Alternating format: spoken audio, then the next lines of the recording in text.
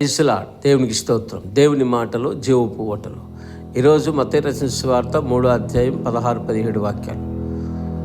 యేసయ్య యోహాను గారి చేత యోర్దాను నదిలో బాప్తిసం తీసుకుని ఒడ్డుకు వస్తున్నప్పుడు ఆకాశం చీల్చబడి పరిశుద్ధాత్మ పావురమలే వ్రాలినట్టుగా పరలోకం నుండి తండ్రి స్వరం, ఈయనే నా ప్రియకుమారుడు, ఈయన యందు నేను ఆనందిస్తున్నాను అనే ఒక శబ్దం వచ్చినట్టుగా మనం లేఖనాల్లో చూస్తాం.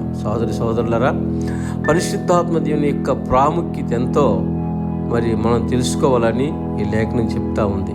యేసయ్య పరిశుద్ధాత్మ దేవుని యొక్క సహాయంతో ఉపవాస ప్రార్థనలు అపవాదిని ఎదిరించాడు. ఆయన ప్రార్థన చేస్తున్నప్పుడు యోచింపచక్యంగాని మూలుగులతో ప్రార్థన చేశాడు. అనేక అద్భుత మహత్కార్యాలు సూచక్రియలు చేసినట్టుగా మనము చూస్తాం. శరీరధారిగా ఉన్న యేసయ్య ఆత్మ సహాయంతో అనేక కార్యాలు చేసినట్టు మనం చూస్తున్నాం.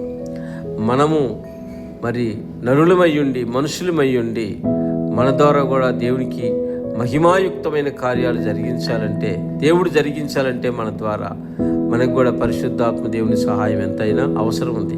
ప్రార్థనలో ఆయన మనకు సహాయం చేస్తాడు. మనకు ఎలా ప్రార్థించాలో తెలియదు కానీ యోచింపచక్యం కానీ మూలుగులతో మన పక్షాన నుండి ఆయన ప్రార్థన చేస్తాడు. అదేవిధంగా పరిశుద్ధాత్మ దేవుని మేడగదిలో అపోస్తులు పొందుకొని అనేక మహత్కార్యాలు అద్భుత కార్యాలు సూచక్రియలు చేసినట్టు మనం చూస్తాం.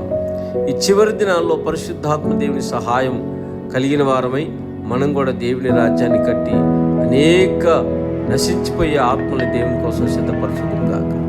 ఇట్టి కృప దేవుడు మనకు దయచేయును గాక. ఆమేన్.